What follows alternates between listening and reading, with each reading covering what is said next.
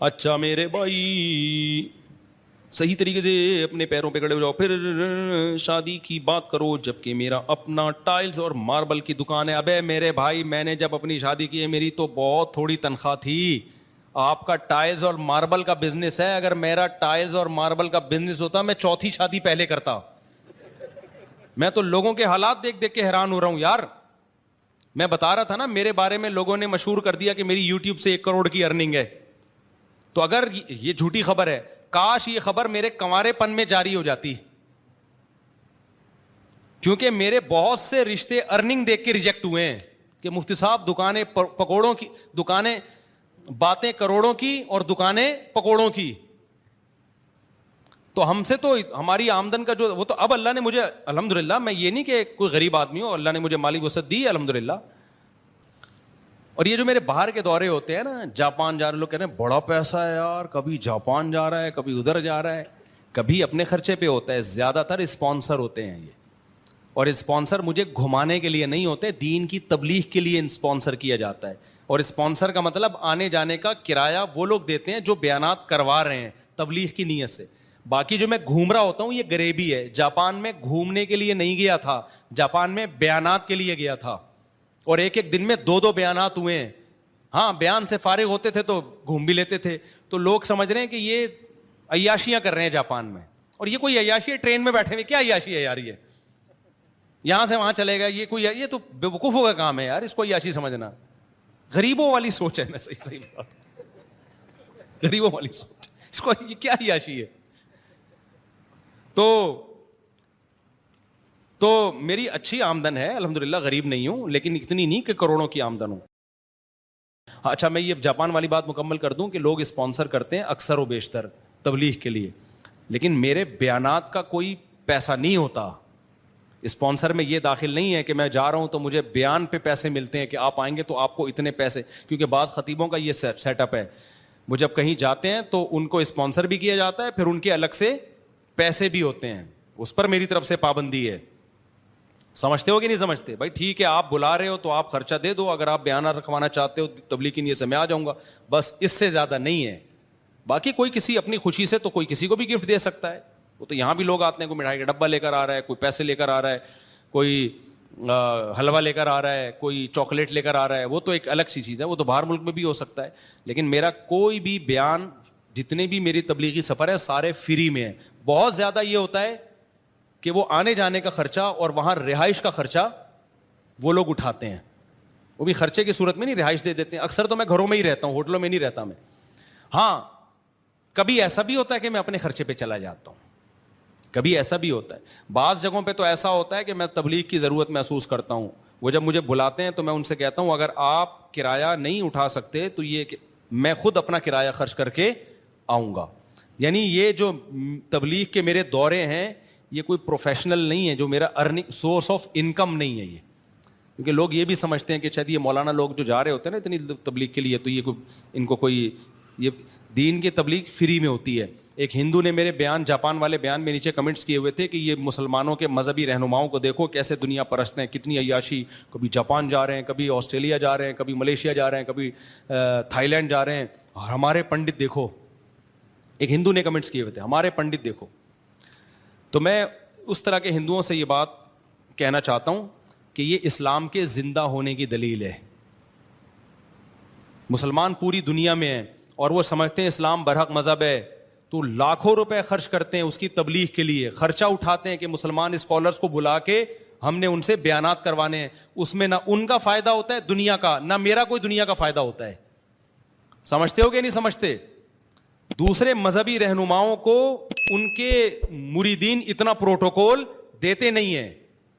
اب جاپان میں جو ہندو ہیں وہ کبھی یہ نہیں کریں گے کہ انڈیا سے ہندو کو اسپانسر کریں اور دین کی تبلیغ کے لیے بلائیں. وہ اتنا پیسہ خرچ کرنے کا ان کے پاس دل ہی نہیں ہے. یہ دل اور جگر اللہ نے کس کو دیا ہے؟ یہ مسلمانوں کو دیا ہے. تو یہ اسلام کے زندہ ہونے کی دلیل ہے. یہ نہیں آئی میرا خیال ہے بات. تبھی آپ دیکھو مفتی تقی عثمانی صاحب پوری دنیا جا چکے ہیں. یہ تفریحی سفر تھوڑی، ان کے دنیا میں جتنے سفر ہوئے تبلیغ کے سفر ہوئے ہیں. مولانا طارق جمیل پوری دنیا جا چکے ہیں، پوری دنیا کا ایک چپا بھی انہوں نے نہیں چھوڑا ہوگا. تو آپ کیا سمجھتے ہو یہ کیا گھومنے پھرنے گئے تھے؟ یہ تبلیغ کے لیے. تو جن لوگوں نے بلایا لاکھوں روپے خرچ کیے ان لوگوں نے.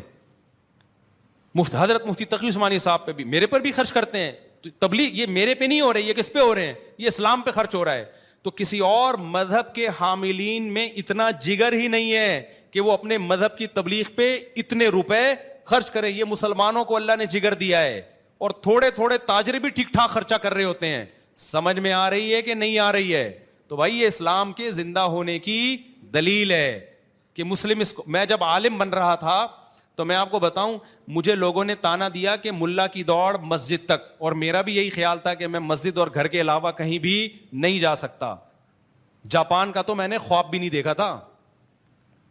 مجھے کسی نے دوسرے نے کہا کہ آپ اگر عالم بن گئے نا اور علم میں مضبوطی ہوئی تو مفتی صاحب، مجھے وہ وقت تو مفتی صاحب نہیں کہتے تھے لوگ، اس وقت جو بھی مجھے نام سے پکارا، جس نے بھی، جو دوست کا، بھائی کا، جو بھی کہا، اس نے کہا آپ کے پوری دنیا میں سفر ہوں گے. مجھے لگا کہ اس سے بڑا لطیفہ میں نے اس سے پہلے دنیا میں کبھی سنا نہیں، کہ میں ملا آدمی، قرآن و سنت جاننے والا، نہ کسی کمپنی میں اس سرٹیفکیٹ کی بنیاد پہ مجھے اچھی جاب مل سکتی ہے.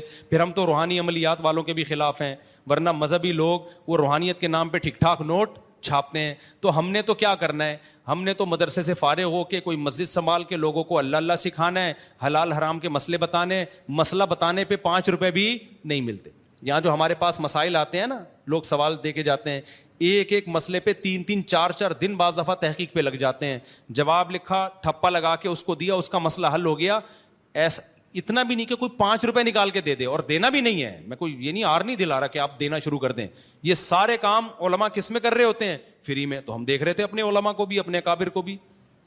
تو ہمارا خیال تھا یہی ہوگا بھائی، دین کی خدمت ہوگی، پیسہ بالکل بھی نہیں آئے گا. ٹریولنگ کا تو سوال ہی پیدا نہیں ہوتا. ہمیں کوئی کیوں بلائے گا دنیا میں کسی کنٹری میں بھائی؟ تو ہم تو کشتیاں جلا کے آئے تھے. میرے والد صاحب پوری دنیا میں ٹریولنگ کی ہے میرے والد صاحب نے، کیونکہ پاکستان نیوی میں تھے. میں بھی پاکستان نیوی میں جا رہا تھا. نیوی میں جانے سے میرا بڑا مقصد یہ تھا پوری دنیا گھوم سکوں میں. مجھے اتنا شوق تھا دنیا. آرمی کو میں منتخب نہیں کر رہا تھا، میں کس کو منتخب کر رہا تھا؟ نیوی کو.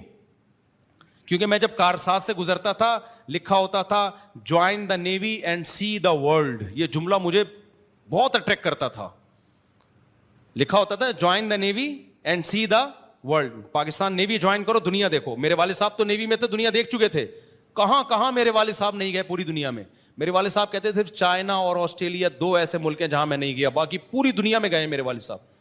تو میرا بھی بڑا دل چاہتا تھا دنیا دیکھوں میں. لیکن جب میں نے کشتی جلائی، میں نے کہا نیوی میں جانے کا ارادہ کیا کینسل کیا. ڈاک یارڈ میں گیا تھا، وہاں سے بھی ریورس ہو گیا میں. تو میں نے سوچا اب تبلیغ والے آئے، انہوں نے سمجھایا، ہم نے کہا چلو مدرسے میں جاتے ہیں. تو مدرسے میں ہمیں 2 چیزوں کا تھا کہ نہ پیسہ کما سکیں گے کبھی بھی زندگی میں، کیونکہ مولوی جو 2 نمبر مولوی ہے نا، پیسہ کماتا ہے روحانی عملیات سے. اس کے علاوہ مولوی کے پاس پیسہ کمانے کا یا تو تجارت سے کمائے گا، تو تجارت کا تو تجربہ چاہیے نا. تجربے کی عمر تو ہماری کہاں لگ گئی؟ مدرسے میں لگ گئی، جو بہترین عمر ہوتی ہے. 18 سال میں آیا تھا میں مدرسے میں. یا آدمی ایجوکیشن کے ذریعے پیسہ کماتا ہے، کوالیفائڈ کوئی انجینئر بنتا ہے، ڈاکٹر بنتا ہے، پھر پیسہ کماتا ہے. تو ہم تو جو علم حاصل کر رہے تھے وہ دین کا علم تھا، اور دین کے علم کے سرٹیفکیٹ، میرا جو سرٹیفکیٹ ہے، کہیں بھی مجھے کسی قسم کی جاب ملنے کا اب تک کوئی چانس بولو ہے ہی نہیں. پاکستان میں عالم کے سرٹیفکیٹ پہ کوئی جاب ہی نہیں ہے. تو ہم تو آئے تھے، اب ہمیں تو سب سے پہلے خطرہ ہوا کمائیں گے کہاں سے، کھائیں گے کہاں سے. گھومنا تو گیا تیل لینے. گھومنا کہاں گیا؟ دنیا گھومیں گے، وہ تو ہمیں پہلے ہی پتہ چل گیا کہ اب ہماری دوڑ مسجد مدرسہ. لیکن لوگوں کو حلال حرام بتائیں گے. ہمارے حضرت نے اتنا باطل فرقوں کے خلاف کام کیا، بھائی کوئی باطل اٹھے گا تو اس کے خلاف ہم کام کریں گے. تو اس نیت سے ہم نے علم حاصل کیا. کوئی نیت ہماری دنیا الحمدللہ شامل ہو ہی نہیں سکتی تھی، کیونکہ فیوچر تاریخ تھا دنیا کے لحاظ سے. تو ہمارے حضرت نے ہمیں حوصلہ دلایا، فرمایا ملا کا رزق. پہلا بیان حضرت کا کیا ہوا؟ ملا کا رزق. اللہ نے، حضرت نے فرمایا اللہ پہ اعتماد توکل کر کے کشتیاں جلا کے آؤ، علم حاصل کرو، رزق تمہارے پیچھے بھاگے گا، دوڑے گا. تم آگے آگے، روزی پیچھے پیچھے. فرمایا دین کے لیے اپنے آپ کو وقف کر دو، رزق کے دروازے کھلیں گے نہیں، ٹوٹیں گے. ہم نے یقین کر لیا بھائی ہم تو کس کے لیے آئے ہیں؟ اللہ کے لیے آئے ہیں. حضرت کہہ رہے ہیں رزق کے دروازے کھلیں گے نہیں بلکہ کیا ہوں گے؟ ٹوٹیں گے. پھر اللہ نے، حضرت نے یہ بھی بتایا کہ ٹوٹنے کا مطلب کیا ہے. بنیادی ضرورتیں ساری پوری ہوں گی. یہ نہیں کہ آپ ہوائی جو ہے نا وہ آپ کا اپنا جہاز ہوگا، نہ بنیادی ضرورتیں ساری کیا ہوں گی؟ پوری ہوں گی. تو یہ رزق کا مفہوم ہے. پھر دنیا کی ٹریولنگ کی تو حضرت نے بات ہی نہیں کی نا, وہ حضرت کو تھا کہ کہاں جائیں گے, حضرت تو ہمارے جا چکے تھے دنیا. لیکن تو اب کیا ہوا ہے, جب میں مولانا بنا, میں نے بیانات شروع کیے, تو اب ہمیں سفر پہ مجبور کیا جا رہا ہے. یہ جو جنہوں نے مجھے جاپان بلایا نا, یہ انہوں نے بلایا ہے اصرار کر کر کے, آ جاؤ کائنڈلی, صحیح ہے نا, نہیں آئی میرا خیال ہے بات. تو میں یہ کہہ رہا تھا میرے پاس ٹائم نہیں ہے, پلیز. اتنے فون ارشاد بھائی نے کیے ہیں, اس کے بعد جا کے میں نے ارادہ کیا چلو یار نکلتے ہیں. سمجھتے نہیں ہو بات کو, خرچہ بھی اگلا کر رہا ہے اور ہمارے نخرے دیکھو. ورنہ جاپان کا تو ویزا بہت مشکل سے ملتا ہے. انہوں نے کہا مفتی صاحب ویزا بھیج رہا ہوں 100% لگے گا. پہلے تو میں اس لیے نہیں اپلائی کرتا, میں نے کہا ٹائم ضائع ہوگا, ایمبیسی جاؤ آؤ, جب میں نہیں جا رہا. انہوں نے اصرار کیا آؤ آؤ آؤ اتنا, پھر میں ٹکٹ بھیج رہا ہوں, ویزا میں لگوا کے دے رہا ہوں, آؤ. اتنا اصرار کرنے کے بعد جا کے میں نے اوکے کیا, چلو ٹھیک ہے. یہ اسٹائل مولویوں کے علاوہ کسی اور, کسی مذہبی اسکالر جو مسلم اسکالرز ہیں ان کے علاوہ کسی اور کے پاس یہ اسٹائل بولو نہیں. میں نے کہا چلو اتنا, واقعی میرے دل میں بھی یہی تھا, مجھے میرا موڈ نہیں ہو رہا تھا جانے کا. میں نے کہا جائیں گے, ویزا لگوا دیں گے, بعد میں کبھی موقع دیکھیں گے جائیں گے. انہوں نے کہا نہیں, اتنا اصرار کر کر کے بلایا. پھر وہ جو آسٹریلیا گیا ہوں, وہاں سے جو آسٹریلیا جنہوں نے بلایا ہے وہ باقاعدہ جاپان مجھے گھسیٹنے کے لیے آ گئے, میرے ساتھ تمہارا باپ بھی جائے گا آسٹریلیا. نہیں آئی میرا خیال ہے بات. تو وہ مجھے یاد آیا کہ یار ہم تو سوچتے تھے ملا کی دوڑ کہاں تک, اور ابھی بھی کئی ملک ایسے ہیں جن کو میں نے ڈیلے کیا ہوا ہے, جو مجھے کینیڈا بلا رہے ہیں, 10 سال سے بلا رہے ہیں کینیڈا. نہیں آئی میرا خیال ہے, انویٹیشنز آئی ہوئی ہیں کینیڈا کی, ہم لفٹ. اب تو میں ان کا میسج نہیں دیکھتا کہ غصے نہ ہو جائیں, وہ صاحب یار کیا کر رہے ہو یار, آپ کو کب سے بلا رہا ہوں میں. نہیں آئی میرا خیال ہے بات سمجھ میں, آئے گی بھی نہیں. تو کب سے بلا رہے ہیں کینیڈا, تو میں نہیں جا رہا, جاؤں گا میں, لیکن جائیں گے یار, ابھی ٹائم نہیں ہے. ابھی یو کے کی کتنے انویٹیشنز آئی ہوئی ہیں, اسٹائل ہی الگ ہے. جائیں گے ابھی ٹائم, سمجھ رہے ہو بات کو, جلدی سی, مزہ آ رہا ہے نا, تھوڑا مزہ آ رہا ہے. شف شف والی سرکار, اللہ اس کو ہدایت دے, وہ بھی بہت ٹریولنگ کرتا ہے لیکن 2 نمبر طریقے سے, پھونکے لگا لگا کے نا لوگوں کو الو بنایا ہوا, اس کے تو ہوا نکال دی اقرار الحسن نے, موقع خیر. تو اور جو رسک کی بات تھی, تو یہ جو ماربل والی ٹائل سے مجھے یاد آیا, تمہارا ماربل کا بزنس ہے, تم کم بخت ایک شادی بھی نہیں کر رہے. تو ہمارے پاس تو جب میں مدرسے میں لگا ہوں بہت محدود تنخواہ تھی, ہم نے کہا چلو سب سے پہلا کام کیا کرنا ہے, شادی. بہت محدود, ہمارے استاذ نے بول دیا اتنی ملے گی جتنے میں گزارا ہو جائے. تو ہم نے کہا گزارے کے لیے بھی کافی ہے, تو ہم نے فوراً شادی کر لی. بچے بھی ہم نہیں روکتے, بچے بھی ہوئے. پھر ہم نے کہا چلو جہاں ایک ہوئی ہے وہاں, میرا نظریہ بن چکا تھا, میں نے پھر ایک اور کر لی, پھر ایک اور کر لی. تو اللہ نے رزق بھی دیتا چلا گیا, آمدن بھی بڑھتی چلی گئی. سمجھتے ہو کہ نہیں سمجھتے ہو, تو آپ کے سامنے الحمدللہ بیٹھا ہوا ہوں میں. تو اللہ پہ کچھ تھوڑا سا میں شو مارنے کے لیے نہیں کہہ رہا, ہم تو وہ صحیح توکل کرتے نہیں ہیں, ٹوٹا پھوٹا توکل کی نقل ہے, حقیقت میں توکل ہے نہیں, نقل اتاری ہے. تو اس نقل پہ اللہ نے اتنا دے دیا, تو تم بھائی صحیح طرح سے اللہ پہ توکل کر لو. ماربل کا تمہارا, مجھے تو غصہ آ رہا ہے, بندہ ہے کہاں, اس کو لاؤ چمبا پلیٹ کرو اس کو. تیرا ماربل کا بزنس ہے, ظاہر ہے 2 ٹائلیں تو نہیں رکھی ہوئی ہوں گی نا, کچھ دکان, چھوٹی سی بھی دکان میں کچھ نہ کچھ ماربل تو ہوگا نا. وہ لکڑ دا کام والا تو حساب نہیں ہے نا, کہیں پتہ چل رہا ہے. ایک آدمی رشتہ لینے کے لیے گیا نا, لڑکی والوں نے کیا کرتے ہیں, لکڑیوں کا بزنس ہے. ابے بھائی بتانا کیا بزنس ہے, کھڑکیاں بیچتا ہے, دروازے بیچتا ہے, لکڑیوں کا بزنس. پتہ چلا جامع مسجد کے باہر مسواکیں بیچتا ہے. تو ایسا نہ ہو آپ کا ماربل کا بزنس کا مطلب یہ کہ آپ کہیں سے 2 ٹائلیں چرا کے لائے ہیں اور کہیں, تو ایسا تو نہیں ہوگا نا. تو ایسی صورت میں بہرحال آپ کا اگر ماربل کا بزنس ہے, تو میرا ہوتا تو میں تو پتہ نہیں پہلے ہی جاپان جا چکا ہوتا,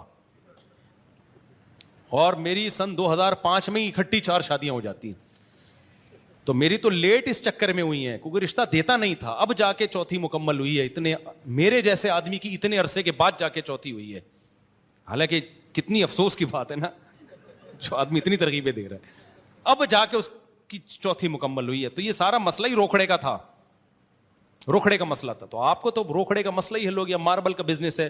تو میں نہیں کہتا کہ آپ کے ابا کو آپ کو روکنے کا حق ہے, ابا روکیں, محبت سے سمجھائیں, نہیں ہوتا تو شادی کر کے بتا دیں کہ ابا جیسے آپ میرے ابا ہیں, اب میں بھی اس کا ابا ہوں. تو پوتوں سے نا ابا کو فطری محبت ہوتی ہے, جب وہ پوتے کو دیکھیں گے نا, دادا کو بڑی محبت ہوتی ہے. یہ بہت اللہ نے پیارا رشتہ بنایا, نانا نانی دادا دادی کا. میری بھی نواسی آتی ہے نا, چھوٹی نواسی ہے, تو میں آپ کو بتاؤں, مجھے اپنے بچوں سے جتنی محبت ہے نا, میں اس سے بھی اتنی ہی ہے, بلکہ اس میں ایک مزے کی چیز یہ ہوتی ہے کہ رسپانسبلٹی ہماری نہیں ہے. اپنے بچوں کی تو ٹینشن بھی ہم نے اٹھانی ہے نا, پوتے نواسوں کی ٹینشن آپ کی نہیں ہے, صرف محبت آپ دو ان کو. ٹینشن کون اٹھائے گا؟ اس کی ماں اور اس کا باپ. یہ ایک الگ سے سہولت اللہ نے دی ہے. تو جوانی میں دادا بنو, جوانی میں نانا بنو. سمجھتا نہیں ہے نا بات کو؟ تو اللہ نے بڑی محبت رکھی ہے پوتے نہیں, بڑی رونق ہے. یہ انٹرٹینمنٹ کا اس سے بہتر ذریعہ دنیا میں کوئی ہے نہیں. دیکھا نہیں دادا دادی نانا نانی کیسے اپنے پوتے نواسوں کو, اور یہ سائنس کتنی ترقی کر لینا, نیچر چینج نہیں ہوتی. جاپانی عورت آج بھی پوتے نواسوں کو ترستی ہے, مرد بھی ترستا ہے. نتیجہ کیا؟ گڑیا لے کے گھوم رہے ہوتے ہیں, پھر وہ دادیوں کی گود میں ڈال پکڑائی ہوئی ہوتی ہے, چاہے وہ کتنی بڑی سائنٹسٹ ہو. تو نیچر تھوڑی چینج ہوتی ہے. انسان کو اولاد اور پھر بڑھاپے میں پوتے نواسے چاہیے, چاہے وہ ڈاکٹر ہو, چارٹرڈ اکاؤنٹنٹ ہو, انجینئر ہو, صدر ہو, وزیر اعظم ہو, یہ چیزیں اس کو چاہیے. جیسے روٹی چاہیے نا. اب آپ سائنس ترقی کر کے اتنی آگے چلی گئی تو کیا آپ روٹی کھانا چھوڑ دے؟ روٹی تو چاہیے بھائی, وہ چاہے برگر کی شکل میں ہو, چاہے ڈبل روٹی کی شکل میں ہو, گندم تو چاہیے اس کو, اناج اور غلہ تو چاہیے نا اس کو. تو نیچر تھوڑی کبھی بھی چینج ہوگی. تو جیسے بھوک کے وقت اس کو کھانا چاہیے, اسی طرح میرے بھائی اس کو ایک ٹائم کے بعد اولاد چاہیے, اور جب بوڑھا ہو جائے تو پوتے نواسے چاہیے اس کو. یہ فطرت چینج نہیں ہو سکتی. تو جو ماربل کا بزنس کر رہا ہے وہ ابا کو محبت سے سمجھائے, ابا پھر بھی نہ شادی کرنے دیں تو کر کے بتا دے ابا ہو گئی ہے. کیا کریں گے ابا؟ چمبے لگائیں گے تو کھا لو ابا کا چمبا. میں نے بتایا بےزتی صرف اس وقت تک محسوس ہوتی ہے جب تک عزت ہو. جب تھوڑے دنوں میں عزت ختم ہو جائے گی تو بےزتی فیل ہونا بھی کیا ہو جائے گی؟ ختم ہو جائے گی. یہ جملہ یاد رکھو. رشوت دینے والا لینے والا دونوں جنم میں ہم رشوت دینا نہیں چاہتے, مگر ہمارے اداروں میں رشوت کام نہیں ہوتا. جائی اپنے جائز حق کی وصولی کے لیے رشوت دے سکتے ہیں آپ, پھر لینے والے کو گناہ ہوگا, دینے والے کو نہیں ہوگا.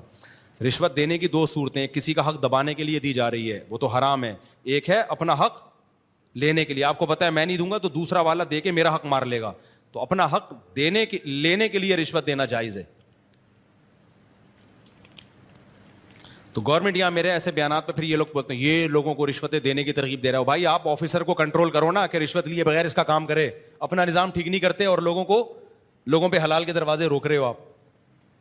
مفتی صاحب اگر دیندار اور علماء مدارس کے لوگ باطل کے خلاف حکمت عملی کے بجائے کچھ افراد کی قربانیاں دے کر حق بلند کریں تو کم از کم عوام کے سامنے حق باطل واضح ہو جائے گا. دیکھو قربانیاں دینے سے اگر حق باطل واضح ہو اور چینجنگ آنے کا امید ہو تو پھر قربانی دینی چاہیے. لیکن اگر قربانی دینے کا نتیجہ یہ نکلے کہ 4-6 آدمی جو ذرا جوشیلے کچھ کر سکتے تھے وہ بھی ضائع ہو جائیں گے اور اب یہ آواز بالکل ہی دب جائے گی, تو پھر ایسی قربانی دینا جائز ہی نہیں ہے.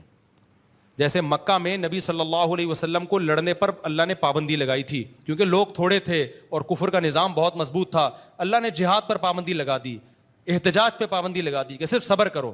وجہ اس کی ہے کہ اگر وہ آواز اٹھاتے تو وہ سب کو قتل کر دینا تھا ان لوگوں نے, تو بالکل ہی آواز دب جاتی. تو کہا کہ بس صبر کرو, محبت سے تبلیغ کرتے رہو. اس کا اثر یہ ہوا مدینہ میں اللہ نے حالات پیدا کر دیے. تو گراؤنڈ ریئلٹی کو دیکھ کر ہمیں قربانی دینے کا حکم ہے. ایسی قربانی دینا جو گراؤنڈ ریئلٹی سے میچ نہیں کر رہی, ایسی قربانی کو اسلام جائز نہیں سمجھتا. مجھے لوگ اکثر کہہ رہے ہوتے ہیں آپ فلاں کے خلاف بیان دو, آپ فلاں کے خلاف بیان دو. پھر جب میں نہیں دیتا تو کہتے ہیں آپ ڈرتے ہو. میں کہتا اللہ کی قسم نہیں ڈرتا. کبھی میرے ساتھ چھاؤں میں آ کے بیٹھو, میں اپنی بہادری کے کچھ واقعات انشاءاللہ آپ کو سنا دوں گا جو ممبر پہ نہیں سنا سکتا. الحمدللہ میں نے کہا میں نہ جان سے ڈرتا ہوں ان چیزوں میں, حق بیان کرنے میں, نہ کسی اور چیز سے. بڑے دعوے نہیں کرنے چاہیے لیکن مجھے ایسا لگتا ہے, شاید میں جھوٹ بول رہا ہوں لیکن ابھی تک فیل ایسا ہو رہا ہے. تو میں نے کہا لیکن آپ جو کہہ رہے ہو نا فلاں کے خلاف بیان دو, میں نے بیان دے دیا نا تو ہوگا یہ کہ میرے بیان سے ہونا کچھ بھی نہیں ہے, لیکن مجھے وہ نقصان ہوگا کہ جو بیان پھر میں دے سکتا ہوں اس کے بھی قابل نہیں رہوں گا میں. تو میں کیوں اپنی زبان کو ہمیشہ کے لیے ٹیپ لگا لوں.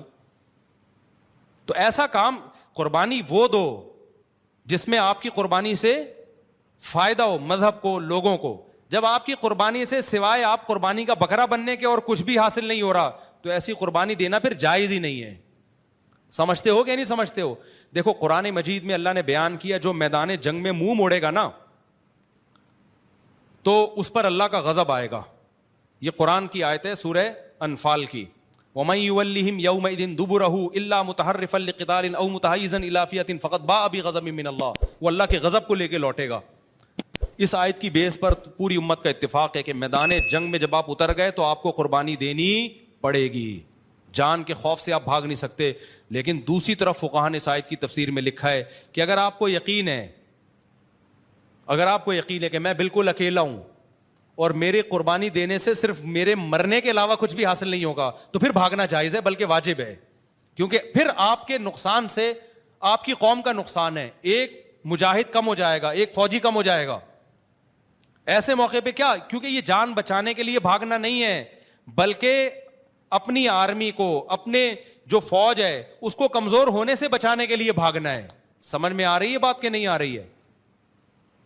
لہذا میدان جنگ میں کوئی اکیلا رہ گیا ہے نا اگر، اور قرآن نے بھی اس کا ذکر کیا متحیزن الی فئۃ، کہ اپنے جو لوگ ہیں نا ان کی چھاؤں لینے کے لیے بھاگ رہا ہے اگر، تو پھر جائز ہے، کیونکہ پھر اکیلا رہنے میں آپ کتنے لوگوں کا نقصان کر دو گے؟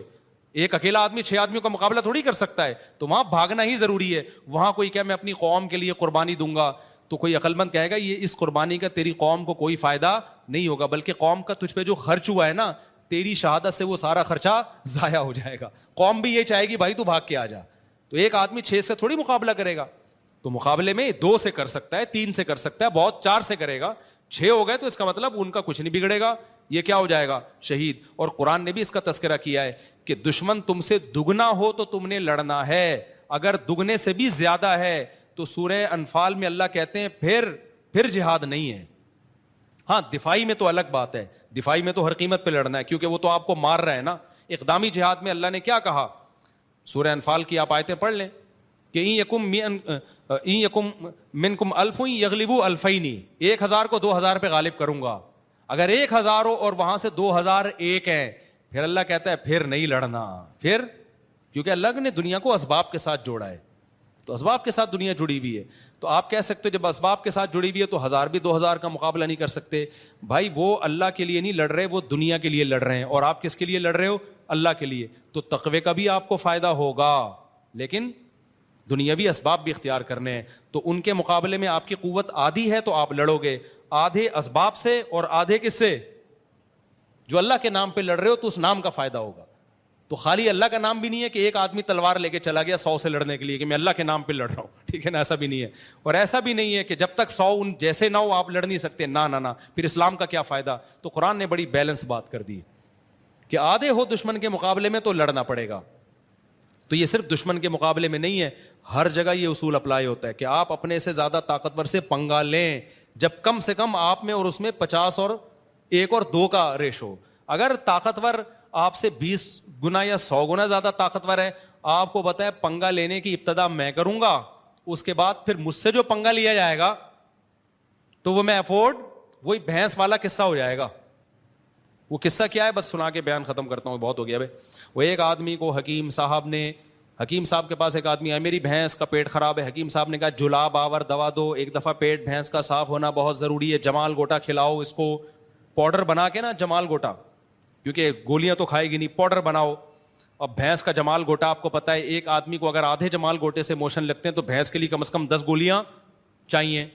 تو اس دیہاتی نے کہا کہ بھینس کو یہ پاؤڈر کھلاؤں گا کیسے، وہ تو منہ سے نکال دے گی۔ حکیم صاحب نے کہا پائپ بھینس کے منہ میں ڈالو اور اس پائپ میں 10 گولیوں کا پاؤڈر بنا کے ڈالو، ادھر سے زور سے پھونک مارو تو وہ سارا جمال گوٹا کہاں چلا جائے گا؟ قربانی دے رہے ہیں نا، پھونک مارنے کی قربانی۔ کبھی پھونکو والی سرکار کو بولو یہ والا پھونک لگائیں آپ، تو تبھی پھونکو والی سرکار بھینسوں کو پھونک نہیں رہے، اس کو پتہ ہے لینے کے دینے پڑ سکتے ہیں۔ اب کیا ہوتا ہے میرے بھائی، تو کیا ہوا، وہ بندہ گیا یہ نسخہ لے کے، اس کے بعد آیا ہی نہیں۔ حکیم صاحب نے کہا پتہ نہیں عرصہ ہو گیا، بندہ ہی مارکیٹ سے شارٹ ہے۔ اس کے گھر گئے، دیکھا مرنے کے قریب ہے، ہڈیوں کا ڈھانچہ بنا ہوا ہے۔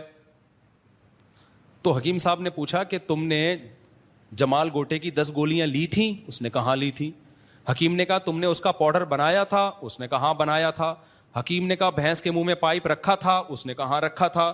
حکیم صاحب نے کہا پاؤڈر پائپ میں ڈالا تھا؟ اس نے کہا ہاں ڈالا تھا۔ حکیم صاحب نے کہا پھونک ماری تھی؟ اس نے کہا پہلے بھینس نے پھونک مار دی تھی۔ پائپ پہ منہ لگایا جیسے ہی میں نے، تو پھونک پہلے کس نے مار دی؟ بھینس نے۔ تو موشن لگے ہوئے اور انا للہ ہونے کا ٹائم آ چکا ہے. اس سے پتہ چلتا ہے بھائی اپنے سے 10 گنا زیادہ پاور سے پنگا لو, ضرور لو, جب اس پنگے سے قوم کو فائدہ, تو پھر آپ شہید ہو جاؤ, مر جاؤ, قوم کو کیا ہوگا؟ فائدہ. لیکن اگر قوم کو فائدہ نہیں ہو رہا, آپ کو شہید ہونے کے علاوہ کخ بھی حاصل نہیں ہو رہا, تو پھر یہ حماقت مت کرو, ورنہ وہی قصہ ہوگا کہ بھینس نے پہلے پھونک لگا دی. سمجھتے ہو کہ نہیں سمجھتے؟ ایک صاحب مجھے کہنے لگے, ایک مولوی صاحب تھے, کہنے لگے میں ابھی فلاں پولیس تھانے والا ایس ایچ او اس کے خلاف ابھی تقریر کرنے لگا ہوں. میں نے کہا نہیں کر, وہ ایسی سزا دے گا نا تجھے. کوئی پولیس والوں کے پاس اتنے اختیارات ہوتے ہیں, کوئی بھی کیس بنا کے ڈال دیا. بہت اچھل رہے تھے, میں یوں کروں گا, میں یوں کروں گا. میں نے کہا میرے بھائی تو جو بھی کرے گا نا وہ تقریر نہیں کرے گا. ٹھیک ہے, تو ممبر پہ تقریر کرے گا اور بگاڑ اس کا کچھ بھی نہیں سکتا ہے, اور وہ تقریر نہیں کرے گا, وہ 2 موبائلیں بھیجے گا اور تمیز سے اٹھا کے آپ کو لاک اپ کر دے گا, اور پھر آپ صفائیاں ہی دیتے رہو گے, میں نے یہ کیا, میں نے, اور پھر ہوگا یہ کہ آپ کے سافٹ ویئر اپڈیٹ کر کے آپ کو بھیج دے گا, اور پھر اگلے ہفتہ آپ کا پورا بیان ایس ایچ او کے فضائل پر ہوگا. اور ہوا ایسا لوگوں کے ساتھ, بولے کسی پاورفل کے خلاف, انہوں نے اٹھا کے اس کے سافٹ ویئر اپڈیٹ کیے, اور اپڈیٹ کر کے پورا بیان 180 ڈگری پہ کیا ہو گیا؟ چینج ہو گیا. یا تو پھر اتنا تپڑ ہے کہ پھر اس پہ ڈٹے رہو. تو جب اتنا تپڑ نہیں ہے تو وہ کام کرتے کیوں جو افورڈ نہیں کر سکتے؟ اپنی اوقات میں رہو بھائی. ہاں جہاں ٹائم آیا کہ یار قربانی دینے کا قوم کو فائدہ ہوگا, وہاں پھر پیچھے ہٹنا بزدلی ہے, پھر وہاں کر گزرو, پھر وہاں نہیں ڈرو. اللہ تعالیٰ سمجھنے کی عمل کی توفیق عطا فرمائے.